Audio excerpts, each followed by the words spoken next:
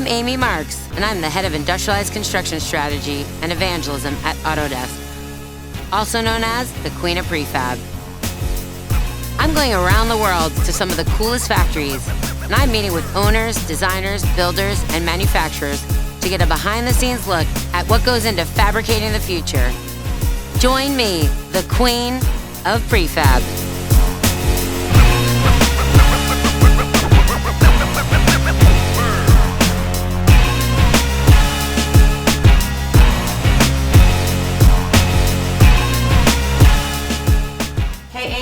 Yes? Hey, wanted to let you know, you've got to leave in 15 minutes. Oof. You're going to Binsky Snyder. Okay. Perfect.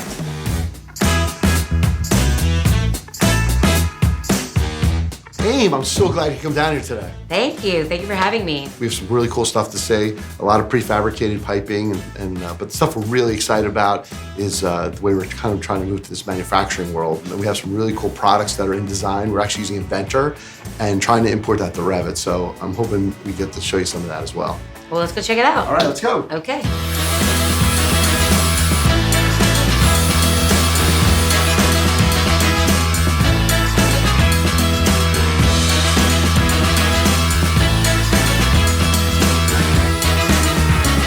If you went to our shop for the last 10 years, all this stuff would look the same, but we redesign it every time. So, which is nuts, right? So That makes no sense. It makes no sense. So yes, we need to learn how to modularize these things, make them products. Yes. And then have these products just be inserted. I love it. So, what's cool about what they're doing, they don't necessarily have all the greatest automation yet on their factory floor, but what they have is really great tech and a mindset to productize. That's gonna make all the difference for them. Amy, this is our copper manufacturing plant. We have the raw material we stage here. This is a Tiger Saw cutting machine. It can cut up to 800 feet per hour. Wow. With just one person with minimum waste. That's amazing. And look, you're getting young people into the space because I'm sure he would rather work on this machine than anything else, and he wants to see cool stuff. Did you see that? The man running that machine, that automation, he's 24 years old. He told me he's excited because they just got that machine a month ago, and he wants to work with robotics and automation. He doesn't want to hang drywall. That's what he told me. We need to attract a diverse talent pool to this industry. That's how we're gonna get it, one worker at a time. Somebody who wants to work with tech, and they wanna work with these types of machines. That was really fantastic to see.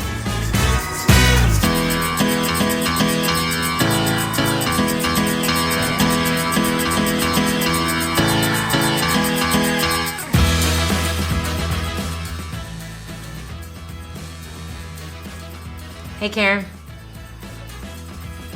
I have a meeting with who? So, here's the story. I'm gonna be meeting with Brad Lukanic. He's the CEO of CannonDesign.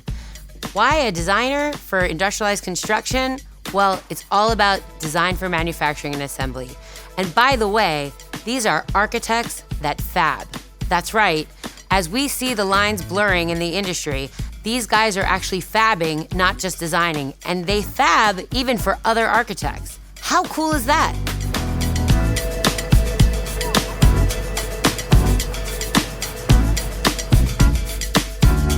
Hey! Amy! I'm so happy to see you. It's good to see you too. So tell me everything that's going on. I want to hear all the goods. So we've been really busy moving beyond just architecture and engineering and into manufacturing of prefab. I don't believe this. Architects that are fabbing, you made my day. Come yes, on, we're doing show me. fabbing, we're doing software. We're realizing that Dfma and prefab are the future, and that's why we're moving towards it. I think it's really important for people to understand Dfma.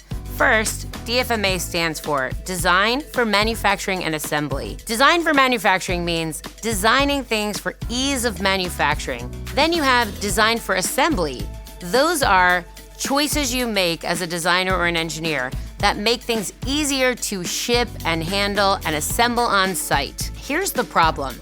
Lots of people say if you just embrace Dfma, the result will be you'll get more prefabrication. That's unfortunately not that true. If you think about a building broken down into assemblies of pieces and parts, let's say a precast wall. That precast wall might have 45 Dfma specific instructions for that manufacture that element. Now, multiply that by the number of different elements that you might have, and then now multiply that by the number of proprietary systems that are out there, and it would literally make an architect's head explode. The only way we're doing DFMA right now, and you keep hearing people say, move that supply chain up into the front of the process. Well, guess what? I'm 49. I don't want to be here that much longer at the front of the process. I want AI and machine learning to take what I know and actually use algorithms to blow that out. I don't want to keep doing DFMA by hand. I want to enable that through the framework of our software, so truly we can use machine learning and AI for things like generative design to make things better. And that's the only way we're going to really get fantastic optimized prefabrication. I love that DFMA does not mean prefab. It's those choices that you make that enable of optimized prefabrication if you do it right. That's fantastic. I cannot wait to see this in person. Amy, you're exactly right. That's why you are the queen of prefab. Aw. Let me take you outside. I got to show you a few things. I want to see. Let's go.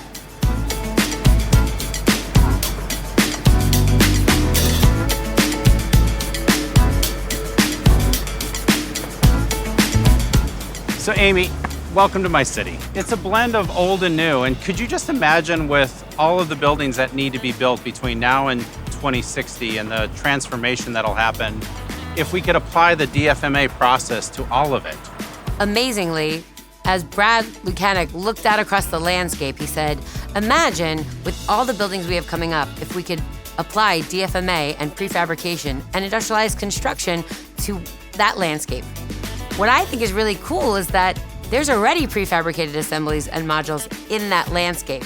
So it's kind of the best marketing and the worst marketing for industrialized construction that really, it's invisible to the naked eye.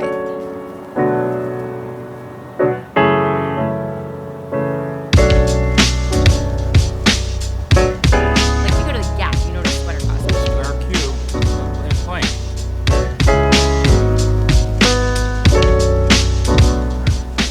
So what's really interesting about this discussion is we need to hang out more. I mean, there's so much to be learned, and I think in the end, that's really the difference. We got to get everybody who represents the trades together, the whole construction build process. I just love playing matchmaker. You see those guys, they have to talk. They rarely get an opportunity to talk. Architects, engineers, construction managers, everyone in the ecosystem has to be honest about where they have pains, where they see benefit, where they can help each other. We take this collaboration very seriously at Autodesk. I know, and we know, it's about technology, it's about people, it's about getting around the table, as we say, and everybody getting their chance to speak. Cheers. I'm so happy to have you all tonight and getting all together to talk about this. Thanks, Aim. Thank you for having me.